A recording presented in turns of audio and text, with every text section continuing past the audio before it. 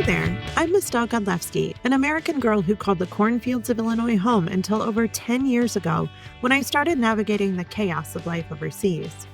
If you've ever felt that itch for something more, that whisper telling you to break free from the ordinary, you're in the right place. This podcast is your backstage pass to the wild ride of moving abroad. I'm here to pull back the curtain on the real journey, sharing stories that are funny, dramatic, and sometimes downright unbelievable. We'll explore the gritty details, from battling culture shock and navigating tricky visa processes to celebrating those small victories that make it all worth it. So whether you're daydreaming about a new life abroad or already in the thick of it, grab your passport and let's explore what it really means to live life beyond borders. Welcome to A Broadly Speaking.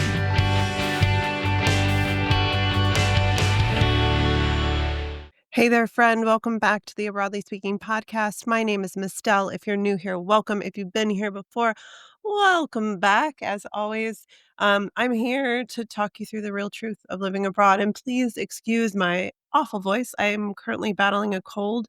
And so you're going to get the cold version of me doing podcasting. So just, it'll be fun. I wanted today to talk to you about the truth about living abroad that a lot of people think is this like fantasy thing. And the truth is, while living abroad can be an amazing adventure, an amazing experience, an amazing fantasy, there are things that happen behind the scenes. It's like Instagram, right? Where we see all these beautiful pictures and then we don't see what's really happening behind the scenes.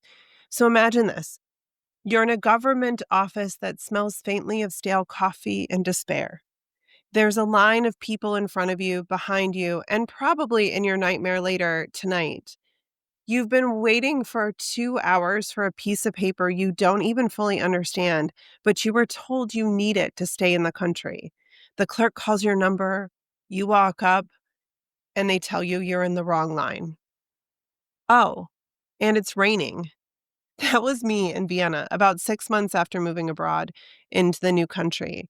And you know what I was thinking? Not, wow, what a beautiful adventure. I was thinking, why the hell did I do this to myself? And here's the thing, nobody tells you about that part.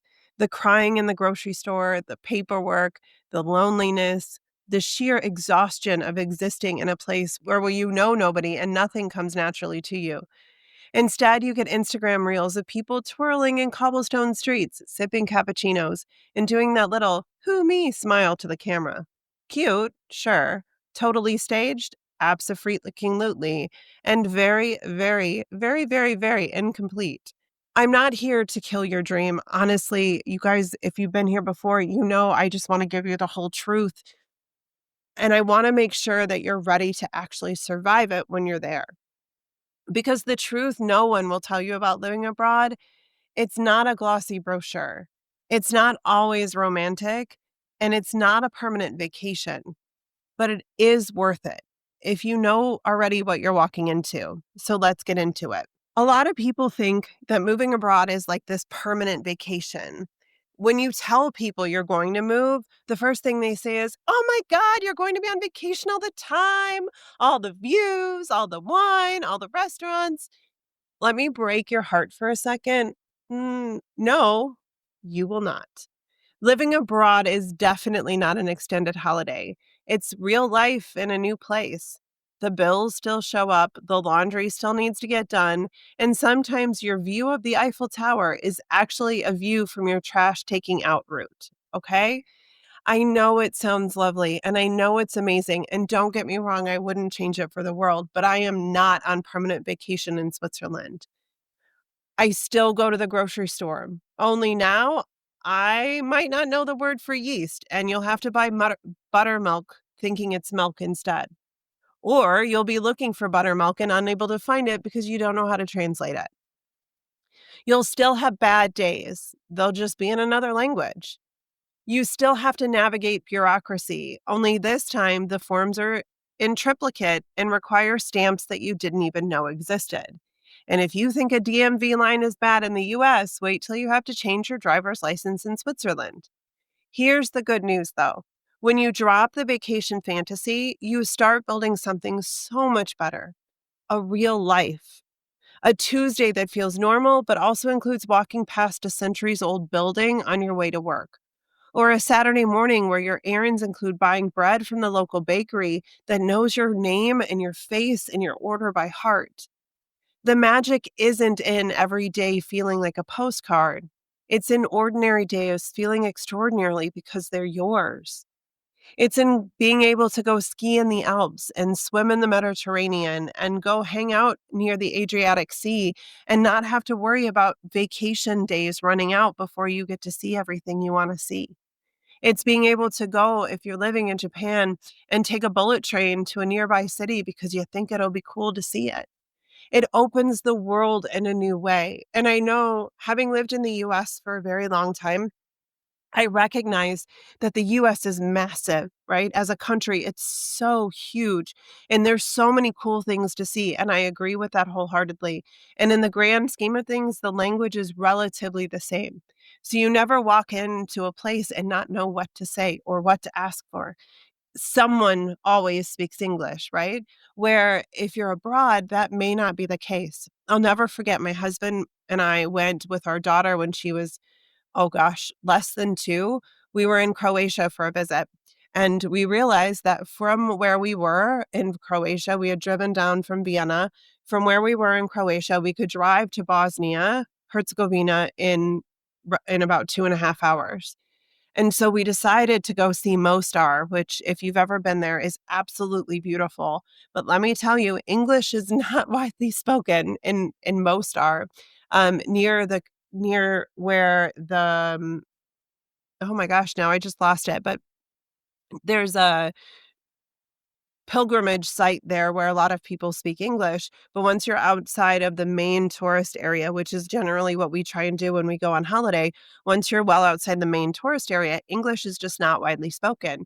And here we are with us and a baby. And let me tell you, you can understand each other in any language. You can live with each other in any language. And I am more than grateful that because we moved abroad, because we first moved to Switzerland and then Austria, and now back in Switzerland, we can experience things in life and travel in a weekend and spend 2 hours in a car. And for us, specifically here in where we live in Switzerland, I can spend 2 hours in a car and be in another country and have a whole nother language and a whole nother vibe and a whole nother everything, right? Where in the US, that's rather limited. And we get 5 weeks of vacation instead of just 2. So we can actually enjoy vacation.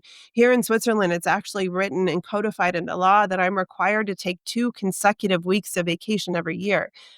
And I'm expected not to work during those weeks. And everyone knows you don't work, right? You see that there's a meme and jokes about that, but it's actually true. So, yes, your life every day is not a vacation, but you get to live a different life. And that can be, in and of itself, an amazing adventure. So, I want the truth to be there. This is not a vacation, but I also want the reality to be there that you have more freedom as you go. The second truth bomb that I need to drop on you is that you will never, ever, ever, ever be ready. If I had $1 for every time someone told me they were just waiting until they're ready, I could probably buy an entire row of seats on a flight out of the US in first class. Let me save you some time. You will never be ready. You can have the perfect visa, a signed lease, and a neatly organized moving checklist, and you will still get on the plane thinking, what the hell am I doing here? Moving abroad is not something you prepare for until it feels safe. It's something you prepare for until it feels possible, and then you jump anyway. When I moved, we had jobs lined up, and I still didn't feel ready. My husband was starting fresh. I was just literally moving my role into my living room couch. We had 2 cats and carriers, and I still lay awake at night thinking and wondering if we were making a massive mistake. Here's the truth. Readiness is a myth people use to avoid risk. You don't need readiness. You need resourcefulness. If you can figure things out under pressure, ask for help, and not crumble the first time something goes wrong, you're as ready as you need to be. And I love you for that. The next truth I want to share with you that's a little more uncomfortable is that you'll always be the outsider. Always. You're never going to be perfectly local. You're always going to be the outsider. You can learn the language, make friends, even marry a local and get citizenship, and still you'll never be from here. And that, my friend, is not necessarily a bad thing. In some ways, being the outsider is freeing. You're not bound by every unspoken rule or suffocated by small town politics. You can reinvent yourself. You can choose which cultural norms you adopt and which ones you leave behind. But it's also sometimes very, very, very lonely. You might find yourself excluded from inside jokes or feel like there's a ceiling on how local you'll ever be. Instead of fighting it, lean into it. Your outsider perspective is your superpower. You notice things that locals likely overlook. You ask questions they'd never think to ask, and you appreciate things that they take for granted. I know along the way I've learned to speak German fluently, but today is a great example. We have electric blinds in our house, and somehow or another they're now crooked, and we know that that means that a string came untied and we don't know how to fix it. So I don't know how to say that in German. I can Google translate it, but I don't know how to describe it. Even in English, you're probably going, I have no idea what you mean, Miss Dell. But like Venetian blinds, think of them like that they've come off the track and now they won't close as in darken the room, right? They're all the way down, but they won't darken the room. How in the hell do I describe that to some random German speaking guy on the phone? I have no idea. So, fortunately, I just kind of stumble through. And so I will always be the outsider, even though I am perfectly fluent in German. I have no idea how to say that and describe that in English, let alone trying to describe that in a foreign language. I will never forget the day that we took my car in for the very first time to get it registered and have it looked over and all the things that have to happen with it. And oh my goodness, when I had to walk in and go, when he said to turn on my fog lights, I had no idea what those were. I still don't know what fog lights are in German, but let me tell you, he had to describe it. He ended up I rolled down the window. He ended up reaching in and turning them on for me. And then I realized what they were. So when I go back probably this year, I'm going to be like, dude, I don't know what you're talking about. Oh, those lights. Hold on. I'll get them for you. You're going to always be something, right? You're always going to be an outsider in some way or another. And I embrace it and laugh about it. And that's okay. The next one's going to hurt a little bit. And nobody talks about this one because it's sad and it's real.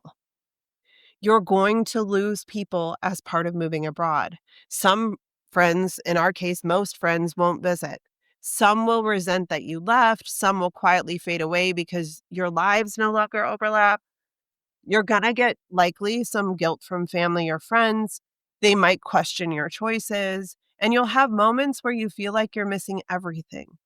You'll go on social media and see birthdays and weddings and even just random Tuesday hangouts that you're no longer a part of. It's the price of living a life on your own terms. And it's okay to grieve it. Here's what I've learned. You don't lose everyone. You lose the ones who were never meant to walk your whole path with you. And you gain new people, friends who understand the version of you that exists now in this place, living this life. So yes, it's hard, but it's also necessary. And you can reconnect sometimes if you choose to when you go back. The next truth is that it's going to be harder than you think and more worth it than you can ever imagine. I will not sugarcoat it. You know me well enough to know I don't sugarcoat these things. Moving abroad is going to stretch you, and it might also break you. It will make you question yourself. It will hand you moments so hard you think about packing it all in and just going home.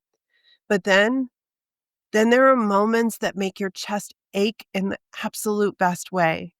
Hearing your kid switch languages effortlessly, realizing you just handled a whole phone call in another language and figured it out, or sitting in a cafe watching the lights shift on an ancient building, knowing this isn't a trip, it's not ending next week, it's your life now. Those are the moments that you're fighting for. Those are the moments that make the whole thing worth it. I know it's not easy. I know it's scary and it's hard and you're thinking, oh my gosh, I don't know if I could do this. I don't know if I can survive this. Dude, if I can, you can. Trust me. Let me tell you. And also, It's absolutely worth it for you and for your family, and especially for the life that you want to build for yourself. So here's the truth. The choice is yours. It's messy, it's imperfect, it's exhausting, and it will change you in ways that you can't even imagine yet.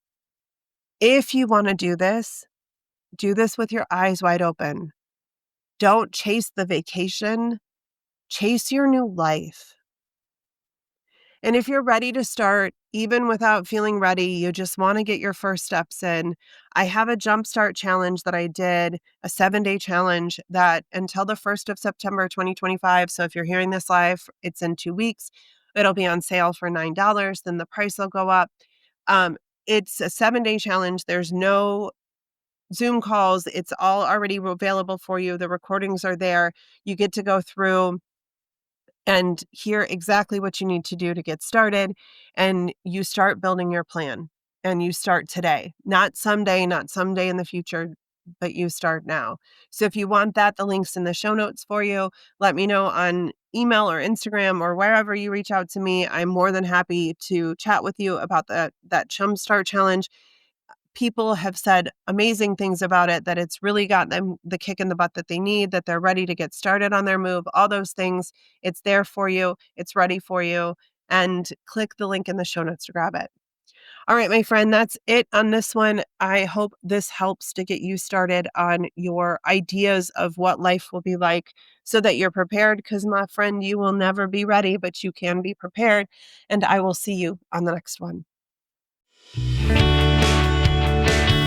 Thanks for tuning in to A Broadly Speaking. If today's episode got you dreaming a little bigger or thinking a little braver, go ahead and hit subscribe, leave a review, or share it with someone who's ready for their own adventure. And hey, don't be a stranger. Come hang out with me over on Instagram at @IamEstelle for the real, unfiltered life abroad. Keep that passport handy, and remember, life's too short to stay in one place.